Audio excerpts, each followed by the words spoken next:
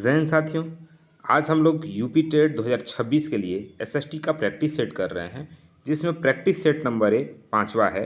इससे पहले हम लोगों ने 4 प्रैक्टिस सेट कंप्लीट कर लिए हैं। ये प्रैक्टिस सेट नंबर 5 का पार्ट नंबर 2 है। आइए बिना किसी देरी के सीधे प्रश्नों पे हम चलते हैं। प्रश्न है कि संविधान सभा की प्रांतीय संविधान समिति का अध्यक्ष निम्नलिखित में से किसे बनाया गया था। बहुत सिंपल सा प्रश्न है, लेकिन बहुत महत्वपूर्ण है कि संविधान सभा की प्रांतीय संविधान समिति का अध्यक्ष कौन था। तो मेरे भाई 4 ऑप्शन है, जिसमें सही विकल्प होगा option number B, Sardar Vallabh भाई पटेल। ध्यान रखेंगे मेरे भाई, अगर हम वहीं बात करें संघ शक्ति समिति की, तो ध्यान रखिए संघ शक्ति समिति और संघीय संविधान समिति के अध्यक्ष पंडित जवाहरलाल नेहरू थे, ठीक है ना। मूल अधिकार उप समिति की अगर हम बात करें तो इसके अध्यक्ष जेबी कृपलानी थे, जबकि अल्पसंख्यक उप समिति के अध्यक्ष एचसी मुखर्जी थे। मेरे भाई अगर हम बात करें प्रक्रिया नियम समिति की, तो उसके अध्यक्ष डॉक्टर राजेंद्र प्रसाद को प्रक्रिया नियम समिति और संचालन समिति का अध्यक्ष नियुक्त किया गया था, ध्यान रखिएगा। लेकिन वहीं अगर हम बात कर रहे थे मेरे भाई संविधान सभा की प्रांतीय संविधान समिति की, तो इसका सही जवाब था सरदार वल्लभ भाई पटेल। चलिए अगले प्रश्न की तरफ बढ़ते हैं। अगला प्रश्न आपके सामने है कि हर्यक वंश के किस प्रतापी शासक को जैन ग्रंथों में श्रेणिक कहा गया है, जिसने वैवाहिक संबंधों के माध्यम से अपने साम्राज्य का विस्तार किया था। बताइए ऐसा हर्यक वंश का कौन सा प्रतापी शासक था जिसे जैन ग्रंथों में श्रेणी कहा गया है। मेरे भाई इसके साथ ये भी आप ध्यान रखिएगा, सवाल अगर ये पूछा जाए कि जैन ग्रंथों में श्रेणी की किसे कहा गया है और किस वंश का है, तो हर्यक वंश याद रखिएगा। आइए इस सवाल का हम जवाब देखते हैं। पहले आप विकल्प देख लीजिए, विकल्प 4 आपके सामने है। अब इसका सही जवाब देखेंगे तो इसका सही जवाब हो जाएगा बिंबिसार, ऑप्शन विकल्प नंबर बी। ध्यान रखेंगे मेरे भाई, अगर बिंबिसार ने क्या किया था, वैवाहिक संबंध, ध्यान रखिएगा, बिंबिसार ने कौशल राज के प्रसेनजीत की बहन महाकोसला, जो वैशाली की चेटक की पुत्री चेलना और मद्र देश की राजकुमारी क्षेमा से विवाह कर मगध को सुदृढ़ किया था। ध्यान रखिए, फिर से समझिए, बिंबिसार ने अपना एक वैवाहिक संबंध स्थापित किया और उस वैवाहिक संबंध से आसपास के राज्यों से अच्छा संबंध स्थापित कर लेता है। जैसे कि बिंबिसार ने क्या किया, कौशल राज के प्रसेनजीत की बहन महाकोसला से शादी किया, फिर वैशाली की चेटक की पुत्री चेलना से शादी किया और मद्र देश की राजकुमारी क्षेमा से विवाह किया, ठीक है ना। इस प्रकार उसने मगध को क्या किया, सुदृढ़ किया।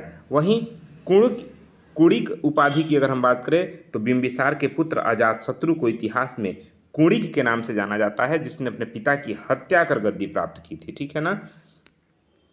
अगर प्रथम बौद्ध संगीति की बात करें मेरे भाई, तो अजातशत्रु के ही शासनकाल में राजगृह की सप्तपर्णी गुफा में प्रथम संगति का आयोजन हुआ था। ये ध्यान रखिएगा। अगले प्रश्न की तरफ बढ़ते हैं। अगला प्रश्न पारिस्थितिकी तंत्र से है और प्रश्न ये है, देखिए प्रश्न है कि पारिस्थितिकी तंत्र में जब हम आहार जाल यानी फूड वेब का अध्ययन करते हैं, तो इसके संबंध में कौन सा कथन पूर्णतः सत्य है, ये बताना है।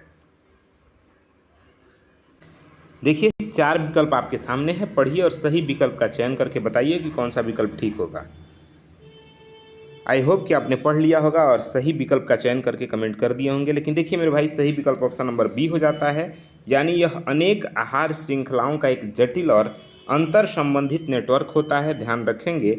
अगर हम अच्छा, इसी में एक बात और आप समझिए जो एग्जाम के पॉइंट ऑफ व्यू से ज़रूरी है, ऊर्जा प्रवाह क्या है।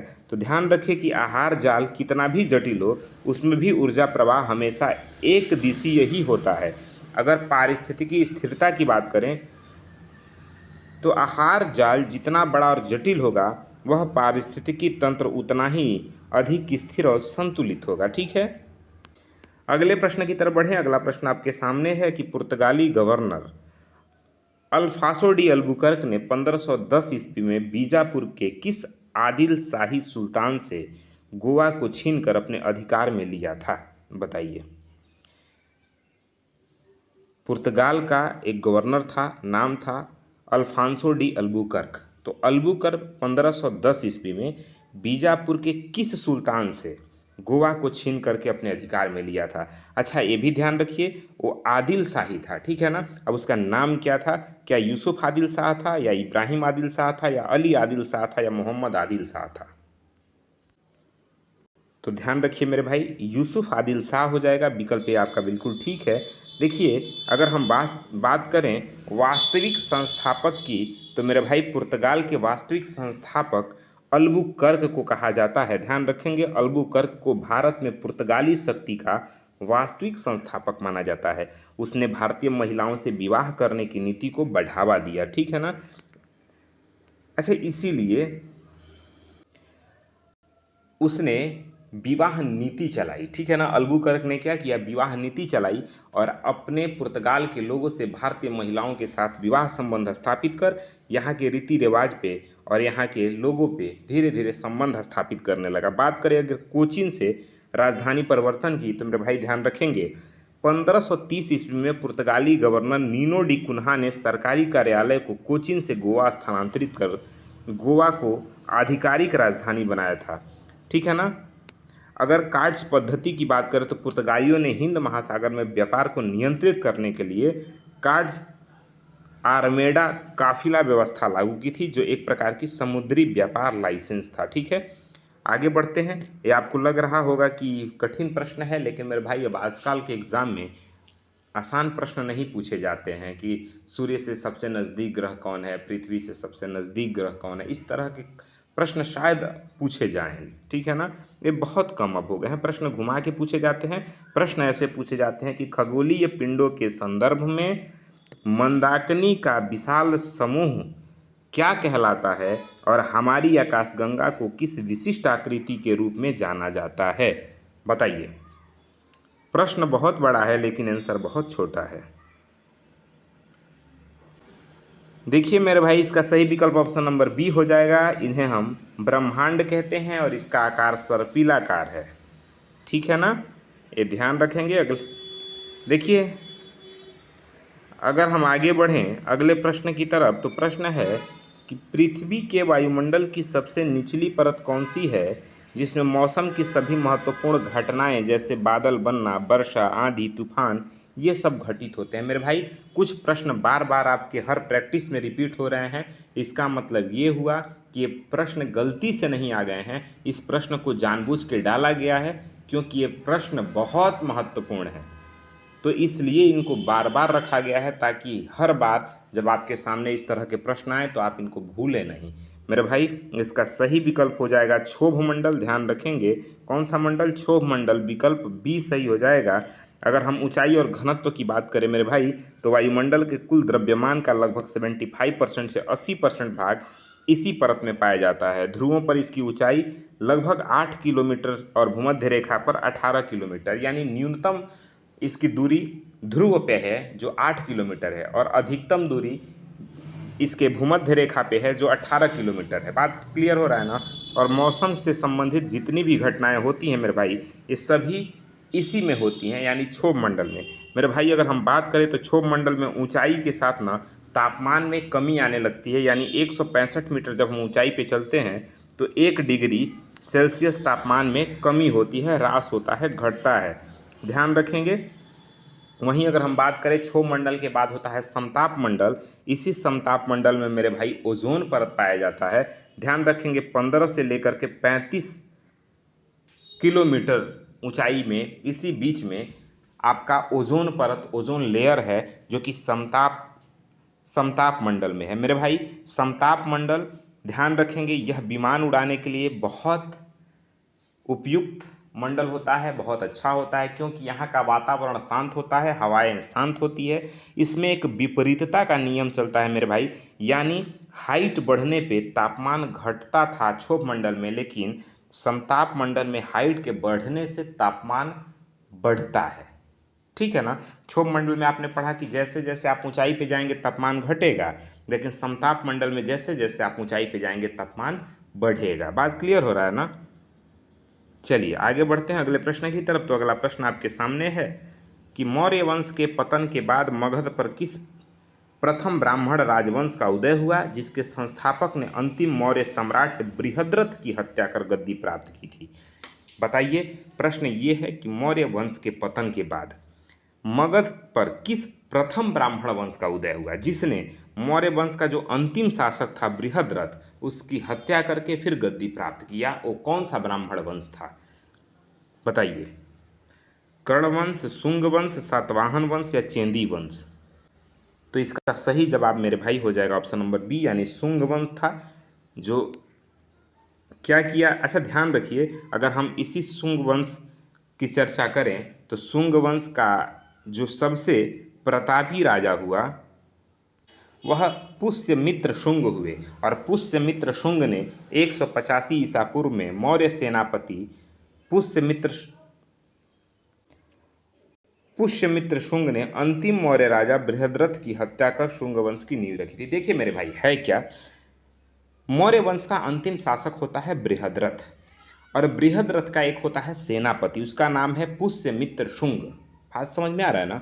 और पुष्यमित्र शुंग ने क्या किया, अपने राजा यानी कि बृहद्रथ की हत्या कर दिया, और फिर एक नए वंश का उदय हुआ, नाम था शुंग वंश, जिसका राजा बना पुष्यमित्र शुंग। और ध्यान रखिएगा, पुष्यमित्र शुंग ने 2 महान अश्वमेध यज्ञ किए थे, जिसके पुरोहित सुप्रसिद्ध व्याकरणाचार्य पतंजलि थे। ये ध्यान रखना है, सवाल पूछा जाए पतंजलि किसके समय के थे या किसके शासनकाल के थे या किसके पुरोहित रहे, तो मेरे भाई पुष्यमित्र शुंग। ध्यान रखेंगे आप लोग। अगले प्रश्न की तरफ बढ़ते हैं। भरहुत स्तूप की अगर हम बात करें मेरे भाई, तो शुंग काल के दौरान ही मध्य प्रदेश के प्रसिद्ध भरहुत स्तूप का पुनरुद्धार और वेष्टनी का निर्माण करवाया गया। ये आपको ध्यान रखना है। अगले प्रश्न की तरफ बढ़ते हैं। अगला प्रश्न है कि भारतीय संविधान की प्रारूप समिति के समक्ष संविधान की प्रस्तावना को किसने प्रस्तावित किया था? बताइए। देखिए मेरे भाई, इसका सही विकल्प होगा, वो होगा ऑप्शन नंबर सी, यानी पंडित जवाहरलाल नेहरू। ध्यान रखेंगे। देखिए, इसको बहुत बारीकी से समझिए कि जवाहरलाल नेहरू ने 13 दिसंबर 1946 को संविधान सभा के सामने उद्देश्य प्रस्ताव पेश किया था, जो बाद में प्रस्तावना बना। ठीक है ना? कब? 13 दिसंबर 1946 को। किसने? पंडित जवाहरलाल नेहरू ने। ठीक है। अच्छा, इसकी स्वीकृति कब मिली थी मेरे भाई? तो प्रस्तावना को संविधान द्वारा सर्वसम्मति से 22 जनवरी 1947 को स्वीकार किया गया था। ठीक है ना?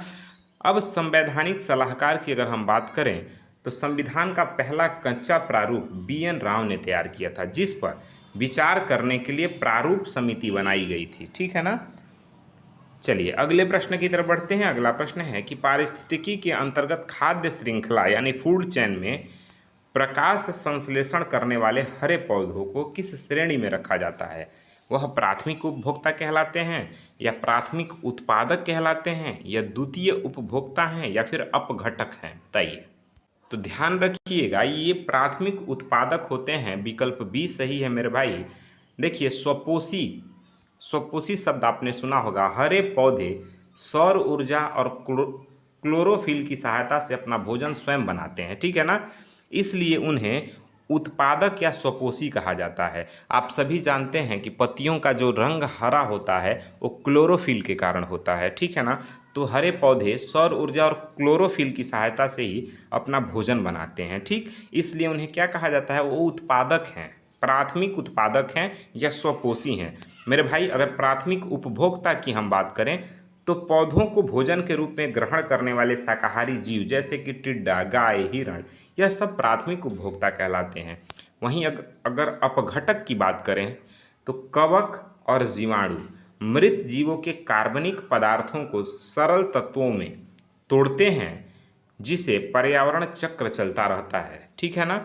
वो अपघटक कहलाते हैं। अगले प्रश्न की तरफ बढ़ें तो अगला प्रश्न है कि वर्ष 1760 ईस्वी में लड़े गए प्रसिद्ध वांडीवास के युद्ध में ब्रिटिश सेना ने किस यूरोपीय शक्ति को अंतिम रूप से पराजित कर भारत में उनके राजनीतिक प्रभुत्व को समाप्त कर दिया था? बताइए। सवाल सीधा सा यही है कि 1760 में वांडीवास का युद्ध लड़ा गया। अब आपको ये बताना है कि ब्रिटिश सेना और किस यूरोपीय शक्ति के साथ यह युद्ध हुआ था। तो ध्यान रखिए मेरे भाई, सही विकल्प ऑप्शन नंबर बी हो जाएगा, यानी फ्रांसीसियों के साथ। ठीक है ना। ध्यान रखिए, वांडीवास के युद्ध में अंग्रेज सेना का नेतृत्व सर आयर कूट ने किया था, जबकि फ्रांसीसी सेना का नेतृत्व काउंट लाली कर रहे थे। ठीक है ना।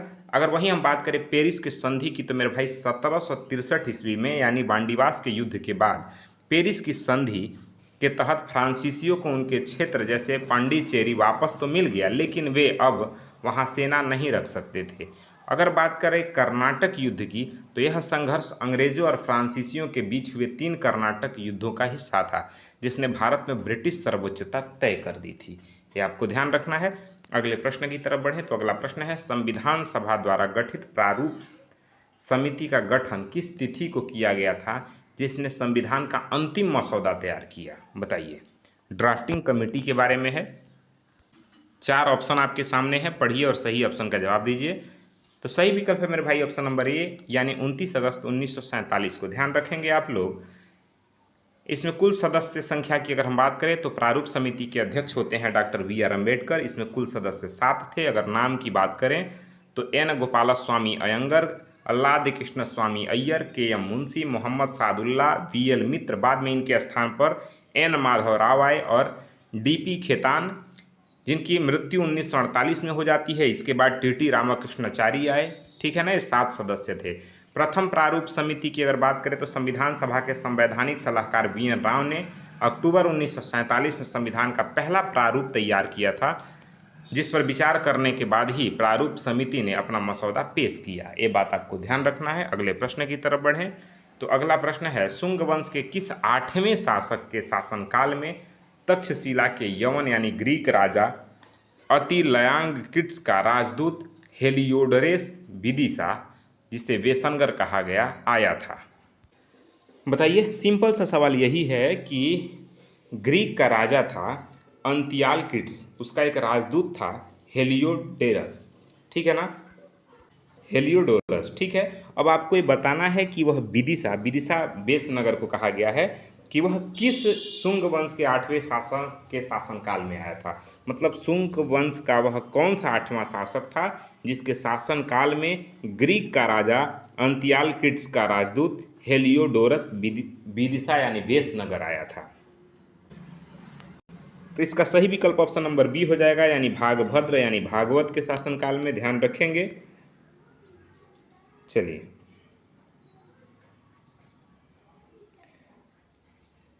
अगला प्रश्न है, पारिस्थितिकी के अंतर्गत किसी एक पोषण स्तर से दूसरे पोषण स्तर में जाने पर जीवों की संख्या, जैव भार और ऊर्जा में होने वाले क्रमिक ह्रास को दर्शाने वाला पारिस्थितिकी पिरामिड मुख्य रूप से कितने प्रकार का होता है? बताइए। तो ध्यान रखिए मेरे भाई, यह 3 प्रकार का होता है। विकल्प बी आपका सही है। आगे बढ़ते हैं अगले प्रश्न की तरफ। ब्रिटिश ईस्ट इंडिया कंपनी के शासनकाल के दौरान भारत में द्वैध शासन की शुरुआत बंगाल में किस वर्ष हुई थी, जिसे रॉबर्ट क्लाइव द्वारा लागू किया गया था?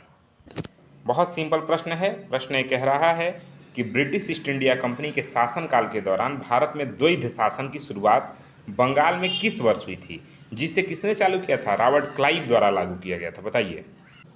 तो देखिए, इसका सही विकल्प हो जाएगा ऑप्शन नंबर बी, यानी 1765 ईस्वी में। ठीक है ना। देखिए, द्वैध शासन की प्रवृत्ति क्या थी? इसके तहत दीवानी यानी राजस्व वसूलने वाले अधिकारी कंपनी के पास थी, जबकि निजामत यानी प्रशासन और सुरक्षा का दायित्व नवाब के पास था, बंगाल के नवाब के पास। यानी अधिकार बिना उत्तरदायित्व और उत्तरदायित्व बिना अधिकार। ठीक है ना। द्वैध शासन का अगर अंत की बात करें हम, तो वर्ष 1772 ईस्वी में लॉर्ड वारेन हेस्टिंग्स ने बंगाल से द्वैध शासन को पूरी तरह समाप्त कर दिया और बंगाल को सीधे कंपनी के नियंत्रण में ले लिया। ठीक है ना। तो ये आप ध्यान रखेंगे। अगला प्रश्न है क्वेश्चन नंबर 40। देखिए, अगला प्रश्न है मेरे भाई कि खगोल विज्ञान के अनुसार हमारे सौरमंडल के सभी ग्रह सूर्य की परिक्रमा दीर्घवृत्ताकार कक्षाओं में करते हैं। ग्रहों की गति से संबंधित इन नियमों का प्रतिपादन सर्वप्रथम किसने किया था? बताइए। 4 ऑप्शन है आपके सामने, पढ़िए और सही विकल्प का चयन करिए। देखिए मेरे भाई, इसका सही विकल्प ऑप्शन नंबर बी हो जाएगा, यानी जोहान्स केपलर सही ऑप्शन है। ध्यान रखिएगा, देखिए, जर्मन खगोलविद जोहान्स केपलर ने ग्रहों की गति के 3 नियम दिए थे, ठीक है, जो यह बताते हैं कि ग्रह सूर्य के चारों ओर कैसे चक्कर लगाते हैं और उनकी गति दूरी के अनुसार कैसे बदलती है। अगर हम बात करें मेरे भाई दूरबीन के आविष्कार की, तो वर्ष 1609 में गैलीलियो ने खगोलीय दूरबीन का आविष्कार किया था, जिससे आकाशीय पिंडों का बारीकी से अध्ययन संभव हो सका। अगर सूर्य की स्थिति की हम बात करें तो मेरे भाई कोपरनिकस ने यह सिद्ध किया था कि सौरमंडल के केंद्र में सूर्य स्थित है, लेकिन ग्रहों के सटीक गति और उनके अंडाकार मार्ग की खोज केपलर ने ही की थी, ये ध्यान रखिएगा। अगला प्रश्न है क्वेश्चन नंबर 41 और प्रश्न ये कह रहा है कि भारतीय संविधान की प्रस्तावना में प्रयुक्त वह कौन सा विशिष्ट शब्द है जो यह घोषित करता है कि भारत में राज्य का प्रमुख जैसे कि राष्ट्रपति वंशानुगत न होकर जनता द्वारा अप्रत्यक्ष रूप से चुना जाएगा। बताइए, क्या संप्रभुता है, पंथ निरपेक्ष है, गणराज्य है या लोकतंत्र? तो मेरे भाई ध्यान रखिएगा, विकल्प सी का सही हो जाएगा, यानी रिपब्लिक, गणतंत्र जो है यह बताता है कि जो भी भारत का राष्ट्राध्यक्ष होगा वह वंशानुगत नहीं होगा, ठीक है ना, ये आपको ध्यान रखना है। अगर हम बात करें समाजवादी पंथ निरपेक्ष शब्द की, तो मेरे भाई यह शब्द मूल प्रस्तावना में नहीं था, इन्हें 42वें संविधान संशोधन 1976 द्वारा जोड़ा गया था। अगला प्रश्न है, शुंग वंश के पतन के बाद मगध की गद्दी पर बैठने वाले कण्व वंश का संस्थापक कौन था और इस वंश का अंतिम शासक कौन हुआ? 2 बात बताना है कि कण्व वंश का संस्थापक कौन था और कण्व वंश का अंतिम शासक कौन हुआ। तो सही ऑप्शन है मेरे भाई वासुदेव सुशर्मा, ध्यान रखिएगा, ऑप्शन नंबर ए बिल्कुल ठीक है आपका। अगले प्रश्न की तरफ अगर हम बढ़े, अगर बात करें कण्व वंश की स्थापना की, तो मेरे भाई 73वीं ईसा पूर्व में वासुदेव ने अंतिम शुंग राजा देवभूमि की हत्या कर इस वंश की स्थापना की थी। यह भी एक ब्राह्मण राजवंश था, ये ध्यान रखिएगा। कण्व वंश का अंत इस वंश के अंतिम शासक सुशर्मा की हत्या लगभग 30 ईसा पूर्व में सीमुक ने कर दिया, जिसके बाद दक्कन और मगध के कुछ क्षेत्रों पर सातवाहन वंश का उदय हुआ, ठीक है। आगे बढ़ें अगले प्रश्न की तरफ। तो प्रश्न यह है कि पारिस्थितिकी तंत्र के अंतर्गत किसी क्षेत्र में पाए जाने वाले जीवों की कुल सूखी मात्रा के क्रमिक संगठन को दर्शाने वाले पिरामिड को क्या कहा जाता है? बताइए। तो सही ऑप्शन होगा मेरे भाई ऑप्शन नंबर बी, यानी जैवभार पिरामिड होगा, ध्यान रखिएगा, सही ऑप्शन आपका ऑप्शन नंबर बी हो जाएगा। आगे बढ़ते हैं अगले प्रश्न की तरफ। प्रश्न ये है कि वर्ष 1600 ईस्वी में महारानी एलिजाबेथ प्रथम द्वारा ईस्ट इंडिया कंपनी को पूर्व के देशों के साथ व्यापार करने के लिए कितने वर्षों का एकाधिकार पत्र प्रदान किया गया था? बताइए। ध्यान रखिए, इसका सही ऑप्शन हो जाएगा ऑप्शन नंबर ए, यानी 15 वर्षों के लिए, ठीक है ना। देखिए ध्यान रखिएगा कि प्रथम राजदूत जेम्स प्रथम, देखिए होता क्या है ना मेरे भाई, जो जेम्स प्रथम होते हैं उनका प्रथम एक राजदूत आता है भारत में, नाम होता है उसका कैप्टन हॉकिंस। जो जेम्स प्रथम थे उनका राजदूत बनकर के कैप्टन हॉकिंस आते हैं 1608 ईस्वी में हेक्टर नामक जहाज से। वह सूरत पहुंचते हैं और फिर 1609 ईस्वी में जहांगीर के दरबार यानी आगरा में पहुंचता है, उपस्थित होता है, ठीक है ना। इसके साथ ये भी ध्यान रखिएगा कि जहांगीर ने हॉकिंस से फारसी में बात करने पर प्रसन्न होकर उसे 400 का मनसब और इंग्लिश खां की उपाधि दी थी, ठीक है। अगला प्रश्न है कि पृथ्वी के वायुमंडल की वह कौन सी विशिष्ट परत है जो सूर्य से आने वाले अत्यधिक हानिकारक परावैंगनिक किरणों को अवशोषित कर पृथ्वी की रक्षा करती है? तो मेरे भाई सही विकल्प हो जाएगा ऑप्शन नंबर ए, ओजोन परत, ध्यान रखिएगा। इस पे कई बार हमने चर्चा किया है, इसलिए फास्ट बढ़ते हैं हम आगे। अगला प्रश्न है, मौर्य वंश के महान सम्राट अशोक के किस विशिष्ट शिलालेख से हमें उनके जीवन को बदलने वाले कलिंग युद्ध और उनके हृदय परिवर्तन का प्रमाणिक विवरण मिलता है? तो वह है मेरे भाई ऑप्शन नंबर सी, यानी 13वां शिलालेख, ध्यान रखिएगा कौन सा?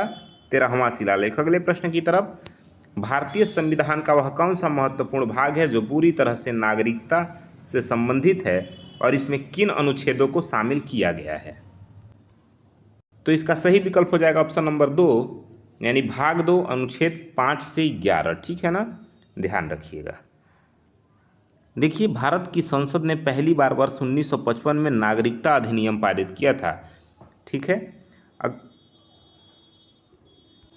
अगले प्रश्न की तरफ बढ़ें तो अगला प्रश्न है, भारत के भौतिक भूगोल के अंतर्गत भारत का एकमात्र सक्रिय ज्वालामुखी बैरेन द्वीप निम्नलिखित में से किस स्थान पर स्थित है? बताइए। 4 ऑप्शन है। सही विकल्प हो जाएगा ऑप्शन नंबर बी, यानी अंडमान द्वीप समूह। ध्यान रखेंगे मेरे भाई, अंडमान द्वीप समूह। वहीं अगर हम बात करें नारकोडम की, तो इस ध्यान रखिएगा मेरे भाई, नारकोडम द्वीप इसी क्षेत्र में स्थित नारकोडम भारत का एक सुषुप्त या मृत ज्वालामुखी द्वीप है। ठीक है ना। 10 डिग्री चैनल की अगर हम बात करें तो अंडमान द्वीप समूह को निकोबार द्वीप समूह से अलग करने वाली समुद्री रेखा को 10 डिग्री चैनल कहा जाता है, ध्यान रखिएगा। अगला प्रश्न है कि दिल्ली सल्तनत के किस वंश को इतिहास में मामलुक वंश या गुलाम वंश कहा जाता है, जिसने 1206 से 1290 ईस्वी तक शासन किया? इसका सही विकल्प हो जाएगा ऑप्शन नंबर सी, कुतुबी या इलवारी वंश। ध्यान रखेंगे। अगला प्रश्न है, पर्यावरण प्रदूषण के अंतर्गत जब नदियों या तालाबों के जल में सीवेज यानी मलमूत्र या फास्फेट युक्त उर्वरक मिल जाते हैं तो शैवालों की अत्यधिक वृद्धि होती है। इस प्रक्रिया को वैज्ञानिक भाषा में क्या कहते हैं? तो ध्यान रखिएगा मेरे भाई, इसे सुपोषण कहते हैं। विकल्प बी आपका सही है।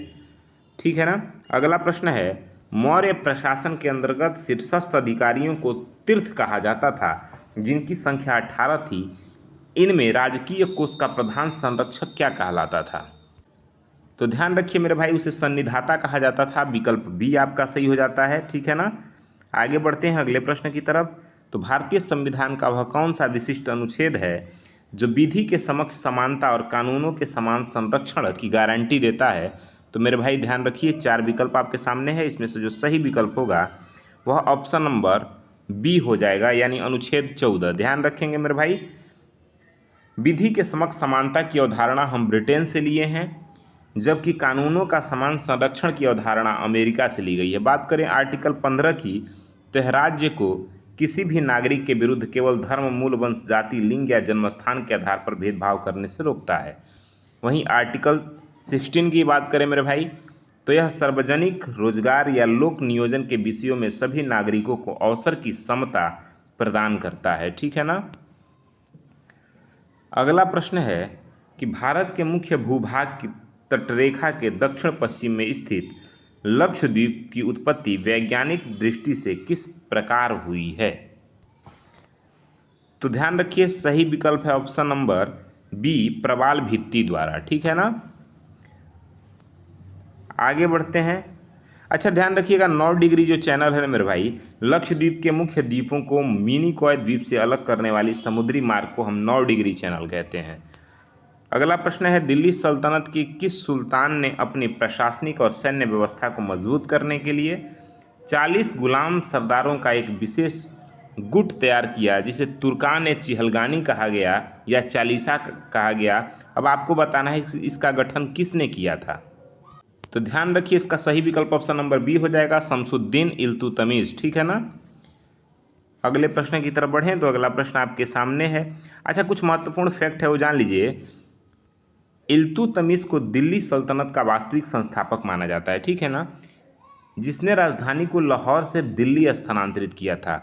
वहीं बात करें एकता प्रणाली की, तो मेरे भाई उसने साम्राज्य में सेनापतियों और अधिकारियों को वेतन के बदले भूमि देने की एकता प्रणाली शुरू की थी। वहीं चालीसा का बात करें तो बाद में शक्तिशाली सुल्तान बलबन ने राजशाही को सुरक्षित करने के लिए इस तुर्काने चिहलगानी गुट यानी चालीसा को पूरी तरह समाप्त कर दिया था। अगला प्रश्न है कि ध्वनि प्रदूषण को मापने की मानक इकाई क्या है और आवासीय क्षेत्रों के लिए केंद्रीय प्रदूषण नियंत्रण बोर्ड द्वारा निर्धारित सुरक्षित ध्वनि सीमा कितनी है? तो देखिए मेरे भाई, सही विकल्प ऑप्शन नंबर बी है, यानी डेसिबल ध्वनि मापने की इकाई होती है और 55 डेसिबल सुरक्षित ध्वनि है। ठीक है ना। चलिए आगे बढ़ते हैं। क्वेश्चन नंबर 56, मौर्य सम्राट अशोक के समय उत्कीर्ण कराए गए लघु शिलालेखों में से वह कौन सा विशिष्ट स्थान है जहां से प्राप्त अभिलेख में अशोक का नाम अशोक स्पष्ट रूप से मिलता है? तो देखिए मेरे भाई, सही ऑप्शन हो जाएगा ऑप्शन नंबर बी, यानी मास्की। ठीक है ना। आगे बढ़ते हैं।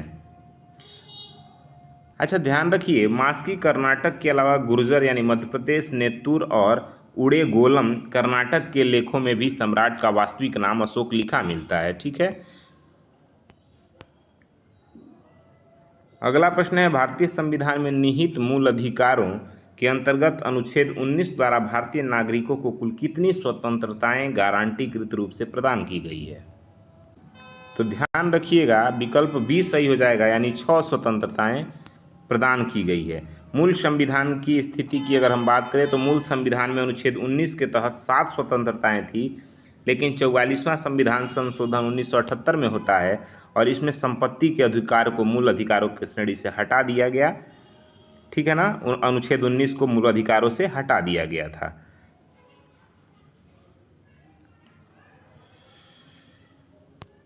अच्छा एक बात ध्यान दीजिएगा, इसमें सिर्फ आपके वो नहीं पूछ रहा है, मूल अधिकार नहीं पूछ रहा है, ये कह रहा है कि अनुच्छेद 19 में कौन कौन से मूल अधिकार थे।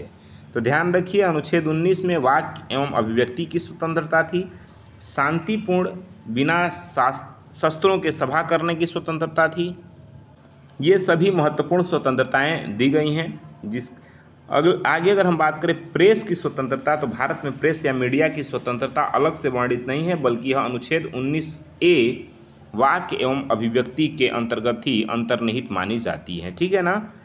अगला प्रश्न है, भारत के मुख्य अपवाह तंत्र के अंतर्गत तिब्बत में मानसरोवर झील के पास स्थित चेमायुंगडुंग हिमनद से किस महान नदी का उद्गम होता है जिसे वहाँ सांगपो कहा जाता है?